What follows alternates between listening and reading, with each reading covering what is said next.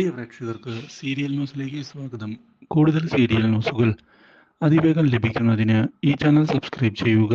Bell icon മറക്കാതെ click ചെയ്യുക. Video ഇഷ്ടമായി എങ്കിൽ ലൈക്ക് ചെയ്യാൻ മറക്കരുത്. ദേവബാലയുടെ ആത്മഹത്യാ ശ്രമം പുതിയൊരു വഴിത്തിരിവിൽ എത്തിയിരിക്കുകയാണ് കാര്യങ്ങൾ. ഈ കാര്യങ്ങൾ അറിഞ്ഞതിനെ തുടർന്ന് ആകെ ഞെട്ടിപ്പോവുകയാണ് ഇഷ. ഇതേ തുടർന്ന് ഇഷ ചെന്ന് കാണുകയാണ് ഇപ്പോൾ അഭിഷേകിനോട് എന്താണ് യഥാർത്ഥത്തിൽ സംഭവിച്ചത് എന്ന് ചോദിച്ചതിനെ തുടർന്ന് അവൾ ഇങ്ങനെ ഓരോ പ്രാന്ത് കാണിക്കും എന്നുള്ള കാര്യം നിനക്ക് അറിയാമല്ലോ. അത് നമ്മൾ ആലോചിച്ചിട്ട് യാതൊരു കാര്യവുമില്ല. നമുക്ക് സോൾവ് ചെയ്യാൻ പറ്റുന്ന കാര്യമല്ല അത്. അല്ല അഭിഷേക്, എന്തൊക്കെ പറഞ്ഞാലും അവൾ അഭിഷേകിന്റെ ഭാര്യയാണ്. അവൾ ഇങ്ങനെ ആത്മഹത്യക്ക് ശ്രമിച്ചിട്ടുണ്ട് എങ്കിൽ അത് ഒരു വിധത്തിൽ അല്ലെങ്കിൽ മറ്റൊരു വിധത്തിൽ നിന്നെ തന്നെയല്ലേ എഫക്റ്റ് ചെയ്യുക. ആ കാര്യം മറക്കരുത്. അങ്ങനെയല്ല, അവളെ ഡിവോഴ്സ് ചെയ്യാൻ ഞാൻ തയ്യാറാണ് എന്നുള്ള കാര്യം ആദ്യമേ പറഞ്ഞതല്ലേ. പിന്നെ എന്തിനാണ് ഇഷ ഈ ചോദ്യം? ഞാൻ എന്തായാലും നിന്റെ കൂടെ ജീവിക്കാനുള്ള തീരുമാനമാണ് എടുത്തിട്ടുള്ളത്. ആ തീരുമാനത്തിൽ യാതൊരു മാറ്റവും ഉണ്ടാവുകയുമില്ല. അതുകൊണ്ട് ദയവായി ഇനിയും ഇതുപോലുള്ള കാര്യങ്ങൾ ചോദിക്കാതിരിക്കുന്നതല്ലേ നല്ലത്. ദേവബാല എന്ന ടോപ്പിക് എന്നേക്കുമായി നമുക്ക് ഒഴിവാക്കാം. അതാണ് ഏറ്റവും നല്ലൊരു കാര്യം. ഇല്ല അഭിഷേക്, അവളെ നമ്മൾ ഒഴിവാക്കിയാൽ ഒരുപക്ഷെ അവൾ അവളുടെ ജീവിതം തന്നെ അവസാനിപ്പിക്കും എന്നാണ് എനിക്ക് തോന്നുന്നത്. അങ്ങനെ ഒരു പെൺകുട്ടിയുടെ ജീവിതം തകർത്തിട്ട് എനിക്ക് അഭിഷേകിനെ സ്വന്തമാക്കേണ്ട എന്നാണ് തോന്നുന്നത്.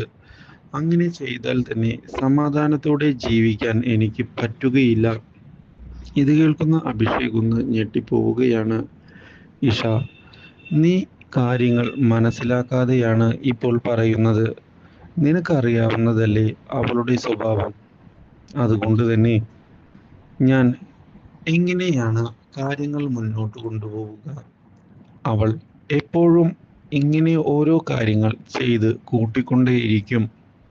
നമ്മൾ ആ കാര്യത്തിന് ശ്രദ്ധ കൊടുക്കാൻ തയ്യാറാവുകയാണ് എങ്കിൽ നമുക്ക് അതിന് മാത്രമേ നേരമുണ്ടാവുകയുള്ളൂ. അത് നീ മനസ്സിലാക്കിയാൽ നല്ലത് എന്നാണ് എനിക്ക് പറയാനുള്ളത്. അവളെ ഒരിക്കലും നമുക്ക് മാനേജ് ചെയ്യാൻ സാധിക്കുകയില്ല അഭിഷേക്. അങ്ങനെയല്ല, അവൾ കാരണം നമുക്കിനി ഒരു പ്രശ്നമുണ്ടാകരുത് എന്നാണ് ഞാൻ ആഗ്രഹിക്കുന്നത്. അതുകൊണ്ടാണ് ഞാൻ കാര്യങ്ങൾ ഇപ്പോൾ തന്നെ വ്യക്തമാക്കുന്നത്. ഇതോടെ അഭിഷേക് ആകെ ഞെട്ടിപ്പോയിരിക്കുകയാണ്. ഇതേ തുടർന്ന് ഇനി എന്ത് ചെയ്യും എന്ന ചോദ്യം ബാക്കിയാവുകയാണ്. ഇതിനിടയിലാണ് പുതിയ വഴിത്തിരിവുകൾ ഉണ്ടാകുന്നത്. ഈ കാര്യങ്ങൾ അറിയാനിടയാകുന്ന രാഹുൽ ആകട്ടെ ഈ അവസരം ഉപയോഗിക്കണം എന്നുള്ള തീരുമാനത്തിൽ ഉറച്ചു നിന്നുകൊണ്ട് പുതിയ പദ്ധതികളുമായി മുന്നിലേക്ക് വരികയാണ്. ഹോസ്പിറ്റലിൽ പോയി ദേവബാലയെ കാണുന്നതിന് തയ്യാറാകുന്ന രാഹുൽ വെറുതെ എടുത്തുചാടി ഇങ്ങനെ ചെയ്യരുത് എന്ന് പറയുകയും നമുക്ക് കൃത്യമായ പ്ലാൻ വേണമെന്ന് വ്യക്തമാക്കുകയും ചെയ്തിരിക്കുകയാണ്. അഭിഷേക് എന്നെന്നും ദേവബാലയ്ക്ക് അവകാശപ്പെട്ടതാണ്. അതിൽ യാതൊരു തർക്കവുമില്ല എന്നതാണ് സത്യം.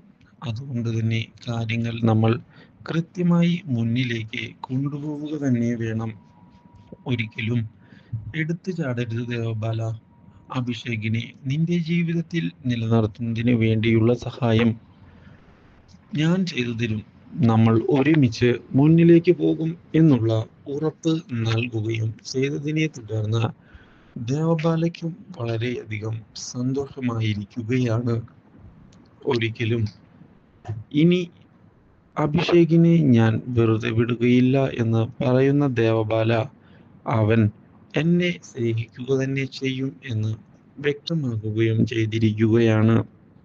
ഇതോടെ അവിടേക്ക് കടന്നു വരുന്ന ദേവരാജനും ദേവബാലയെ ആശ്വസിപ്പിക്കുകയാണ്. നിന്റെ കൂടെ എന്തായാലും ഞാൻ ഉണ്ടാകും.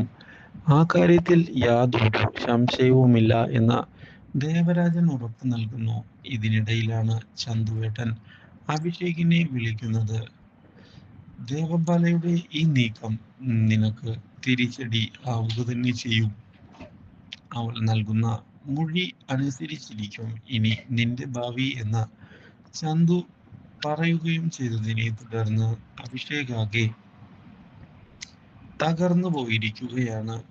Do like, share and subscribe.